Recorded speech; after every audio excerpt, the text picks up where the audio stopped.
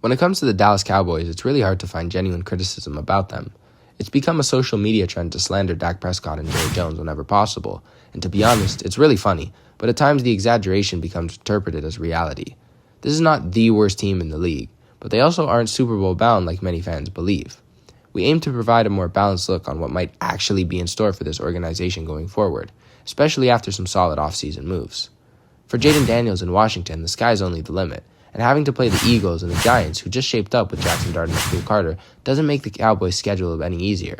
But the NFC as a whole is definitely more open in recent years than it has been in the past.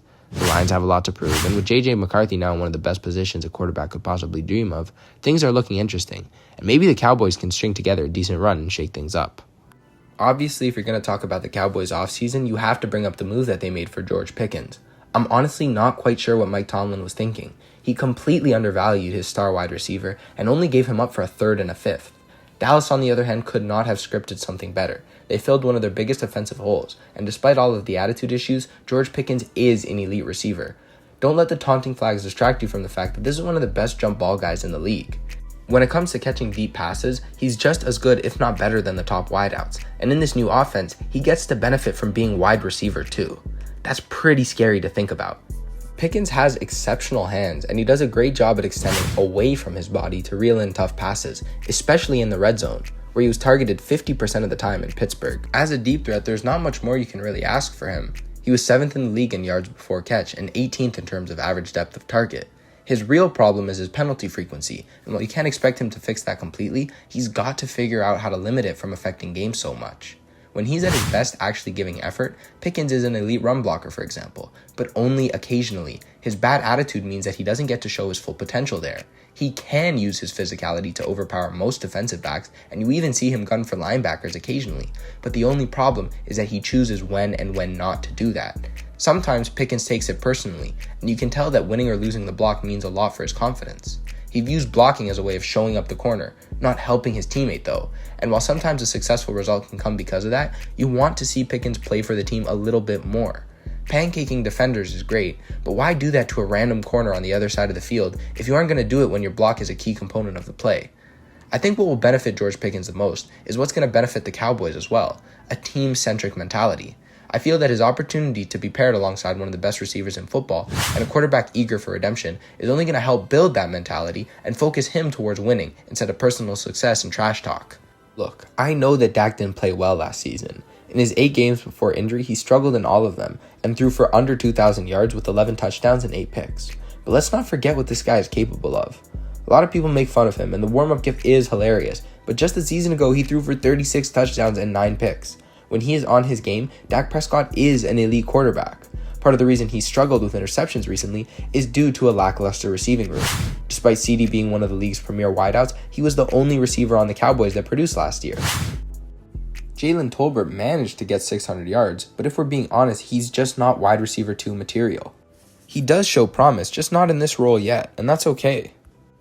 Another young player that the Cowboys have is Jake Ferguson, and he's been a standout tight end so far, showing willingness as a blocker and receiver. But as one of those guys that's just going to benefit from having George Pickens around, you can expect a big year going forward because so much pressure is being taken off of him. The Cowboys in general become better when Dak has more options to throw to. He built up a bad but reasonable habit of just locking in on CD no matter what before the ball was even snapped, which is one of the reasons he was trying to fit so many throws into impossible windows late in games, and why you see so many interceptions. For all that it's worth, despite receiving 100% of the secondary's attention, CD still recorded an 1,000-yard season without a starting quarterback for most of the year. I can only see him playing even better with George Pickens alongside him, who's going to be dominating the deep side of the field and allowing for CD to eat in short to medium yardage where he's at his best. Unfortunately, over the last couple of years, he's kind of been played out of position. One part of his game that gets lost as he's forced to pick up big yardage in the air is just how talented he is off the catch. We talk a lot about Jamar Chase's yak ability, but CD is just as capable when it comes to making a defender miss over the middle and turning it upfield for home runs. So I'd like to see a return to this style with George Pickens alongside him because he doesn't have to play as a deep receiver anymore. Speaking of Jamar Chase, I think a telling situation that we can see the Cowboys in is similar to what occurred in the game between the Broncos and Bengals towards the end of the season. Despite Patrick Surtain shutting down one side of the field, the combination of Higgins and Chase proved to be too much for Riley Moss, the second-string cornerback. What ended up happening is that either Chase or Higgins was open basically every single play. And while the Cowboys' offense might not be as generational as the trio of Burrow, Chase, and Higgins was, it's not a terrible take to suggest that in many ways they might be capable of similar production.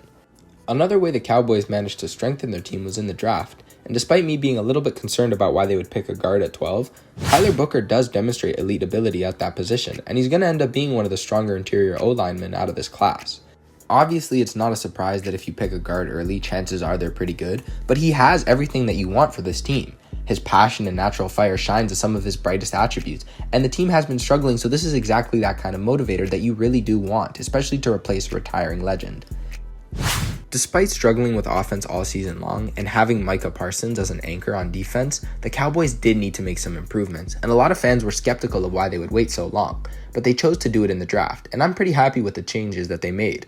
They drafted Siobhan Revel, a corner out of a small school that I've been super high on since before the draft. He's going to strengthen a problem area for them because despite an unfortunate ACL injury, he's 6'2" with legit 4.4 speed. His physical stats are just what the Cowboys are looking for, and if he can make a solid recovery, I can see him as an elite defender for years to come.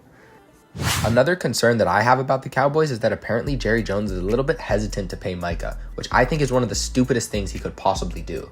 In my opinion, Micah is the 1B of defensive players. While I give PS2 the slight edge in terms of the best, Micah is just behind him, and there's such a sizable gap between those two and the rest of the league. If you give someone like Micah the benefit of having elite coverage players around him, all it does is give him one more second to get to the quarterback and record even more sacks. Jerry Jones, please do not mess this up for your sake, because this team has gotten better, and if they can keep making good decisions, despite being in one of the hardest conferences in the entire league, having to play the Eagles, Commanders, and the emerging Giants twice, I genuinely do think the Cowboys are a playoff team. One of the best receiver duos in the league, a monster in Micah Parsons, and if Dak has a comeback year, expect big things, especially towards the latter half of the season as everything starts to come together more. Thank you so much for watching. We really appreciate all of the support, and if you haven't already, you should probably like, comment, subscribe, and check out our other video on Devin Neal, a 6th round player that the Saints drafted who I think is going to be really good for a long time. Again, thanks for watching, and we hope to see you later.